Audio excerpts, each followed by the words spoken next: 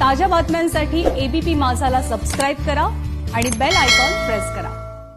वाढीव वीज बिलावरून सध्या राज्यभरात वादंग सुरू आहेत। आता मनसेनं बेस्टवर वाढीव युनिट दर लावल्याचा आरोप केलाय। युनिट दरात खोटी वाढ दाखवण्यात आली असल्याचा आरोप मनसेनं केलाय। मुळात जो खर्च 70 रुपयाचा आहे तो या कंपन्या खोट्या सगळे खर्च दाखवून तो 100 रुपये करतात आणि अशा प्रकारे ऑलरेडी 30-40% ते वाढवतात आणि त्याचा खर्च दाखवतात।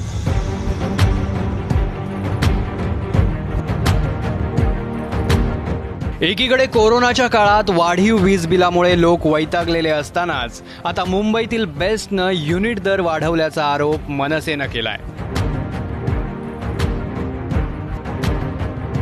बेस्ट इलेक्ट्रिक व्यवस्थापन नफ्यात असताना युनिट दर का वाढवले असा सवाल संदीप देशपांडे यांनी केलाय।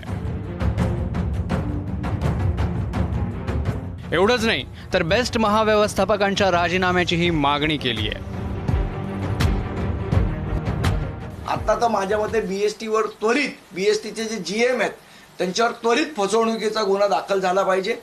सरकारची, जनतेची आणि एमएआरसीची सगळ्यांची फसवणूक केल्याबद्दल त्यांच्यावर गुन्हा दाखल करा।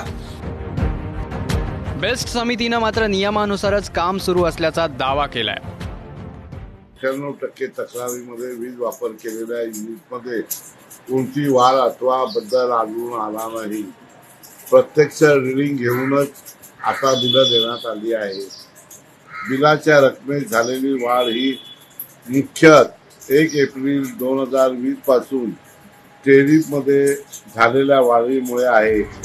कोरोनाच्या काळात वाढीव वीज बिल आल्यामुळे लोकांना फटका बसलाय। त्यात युनिटचे दर वाढवले असतील तर गंभीर आहे। त्यामुळे राज्य सरकार याची चौकशी करून कारवाई करतं का हे पाहणं आता महत्त्वाचं आहे। मनश्री पाठकचा ब्युरो रिपोर्ट, एबीपी माझा, मुंबई।